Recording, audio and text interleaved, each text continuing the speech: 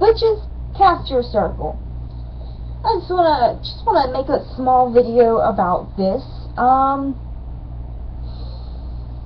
I had a witch friend who said, yeah, I never cast up my circle. I feel like it's just a small waste of time. Really? Do you? For those of you who don't know, a witch's circle, and this is just a very loose definition because, of course, they're not religion. Everyone defines and sees things in a different light, but generally a witch's circle is a field made with energy, usually coated over by a layer of salt or some type of protective agent, and this is just to keep in your circle what you want to keep in your circle, and keep out of your circle what you want to keep out of your circle. Basically, it's a closed-off, protected area that is going to keep you safe when you practice magic. It's not going to let the influence of anything else enter, and it's not going to let anything you don't want to exit. When would this be important? Top of my head example, if you live in New Orleans, or a very spiritually active place.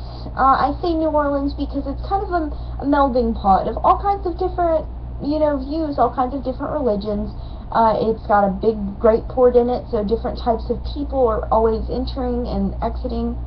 With this being said, since the population is so high and the unfortunate occurrences with Katrina, there have been a lot of deaths in New Orleans.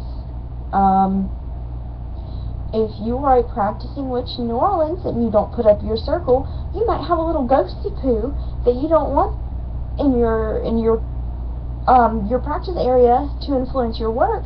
They might just, come on over and just start messing around with you. That is so not even safe. You don't want something to mess with your magic. Whenever you are performing magic, you are literally taking the essence of the universe. You are literally using your spark of life.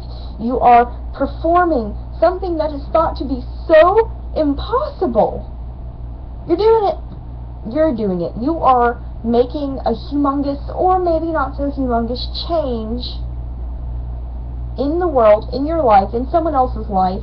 If someone is sick and you are making them a poppet to heal their cold, do you really want an unknown spirit or some unknown influence, or even if someone's angry in your house, angry energy can affect your magic in so many ways.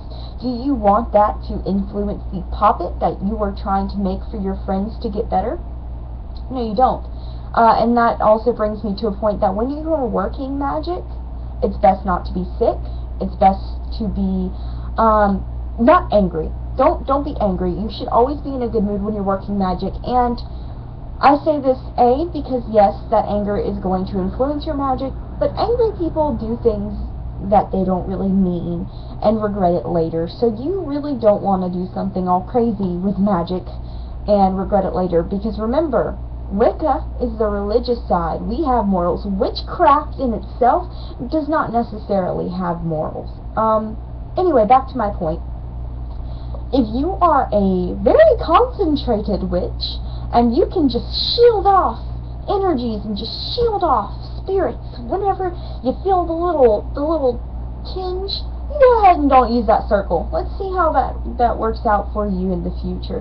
Personally, I use a circle, even if it's just a small makeshift energy circle. Now, ideally, you are going to have a nice big round circle, and you're going to have great energy from your athame, just a nice beautiful little sealed off circle, keeping your good energy in and the bad energy out.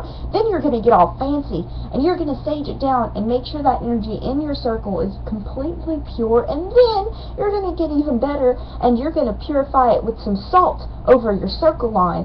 Not only does that make it a little bit more pure, because salt purifies everything, it gives you something physical to see. This is where the border of my circle stops.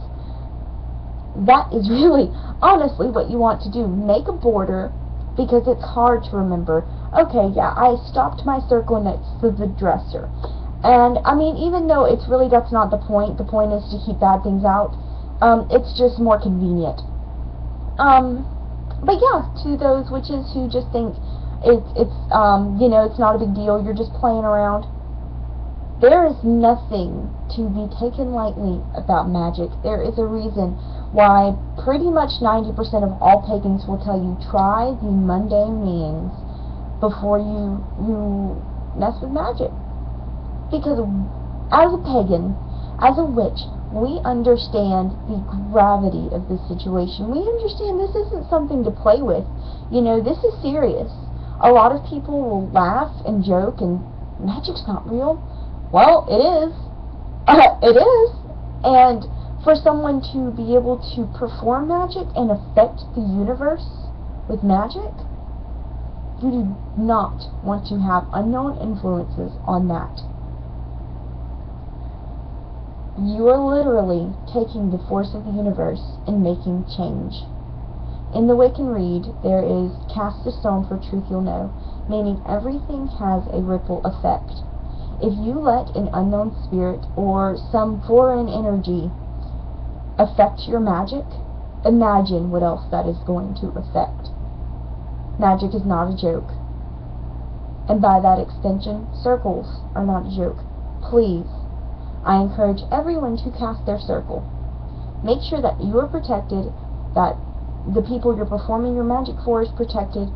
It's serious, you guys. I'm not gonna budge on this one. Really, cast your circle. I understand there are some pagans who are just really, really experienced. I know pagans who have been practicing since before I was born, and they will look me dead in the eye and tell me to cast my circle. So it's really just not a thing to be messed with or taken lightly. And, I know some people might have differing opinions, but I'm just going to have to step on your toes on this one. Please, keep the people around you safe, keep yourself safe, cast up your circle. Alright, thank you for listening to my rant, and witches, cast your circle. Blessed be.